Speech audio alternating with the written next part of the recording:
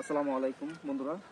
আসলে এই কলাটা আমি একবারে গাছ পাকাইতেছিলাম, মানে গাছেই থেকে পাকাইতেছিলাম। দেখেন গাছটা মরে গেছে, আমি শীতের সময় তো এখন সর্বোচ্চ বলতে গেছে। দেখেন প্রত্যেকটা না একটা কলা অলরেডি ফাইটে গেছে। আমি যদিও কয়েকদিন আগে একটু স্প্রে করে দিয়েছিলাম যাতে কলাটা আরো ভালো থাকে, কিন্তু তারপরও ফাইটে গেছে। ওর বয়স হয়ে যাওয়ার কারণে ফাইটে গেছে। তো এই শীতের সময় এই মুহূর্তে আসলে গাছে কলা রেখে পাকানে মনে হচ্ছে খুবই অসম্ভব। বাড়াইতে গেলে এগুলো ফাইটে সবই নষ্ট হয়ে যাবে। এই জন্য আমি কলাটা আমাকে বাধ্যতামূলক কাটতে হচ্ছে।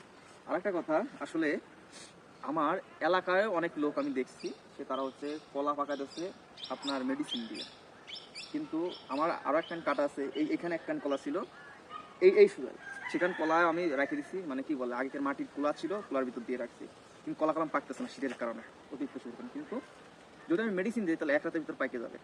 তো এমনও আছে যারা মেহেরপুর, দিনাজপুর ওই দিকে যত কলা ঢাকা শহরে যায়, এই কলাগুলো কি প্রত্যেকটা কলা বেশিরভাগ কলায় মেডিসিন দেওয়া থাকে।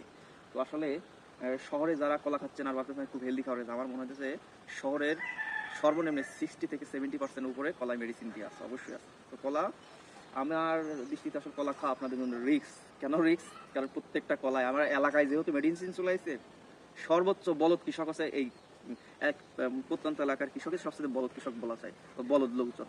সেই বলদ যারা কিছু জানে না শোনে না, তারা যখন মেডিসিন দিতে পারে, এটা খুব খারাপ জিনিস। আপনার আশেপাশে যে কোনো দোকান পাশারে বা যেখানে দেখেন কলা বিক্রি হয়, একটু খোঁজ নেন।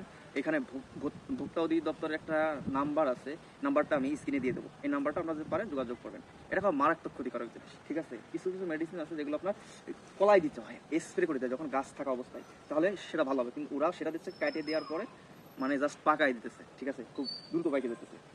দেখুন আমি স্প্রে করছিলাম মানে 15 দিন আগে। এটা একটা কি বলে ওই যে আপনার হাদাক লাকাদের একটা ওষুধ, এটা অনেকে জানেন। এখন একটু একটু দাগ আছে, এখন ধুয়ে দিলে পরে এটা আর থাকবে না, বা এটা আপনার শরীরের জন্য খুব ক্ষতিকারক হবে না। তো আপনারা কলা কিনে যারা খান অবশ্যই তারা একটু সতর্কভাবে কিনবেন, কোন দোকান থেকে কিনতেছেন, বিশ্বস্ত জায়গা থেকে, বা যাদের ব্যাকগ্রাউন্ড ভালো আছে, তারা কখনো মেডিসিন দেয় না, তাদের কাছ থেকে কলা কিনে খাওয়ার চেষ্টা করুন। কলা খুবই একটা পুষ্টি গুণ সমৃদ্ধ একটা খাবার, কিন্তু সেটারে মেডিসিন দিলে ওটা বিষাক্ত হয়ে যায়। তো আপনারা সবাই এই দিক থেকে খেয়াল রাখবেন। তো সবাই ভালো থাকবেন, সুস্থ থাকবেন, আশা করি হয়তো এই ভিডিওটা কাজে লাগতে পারে।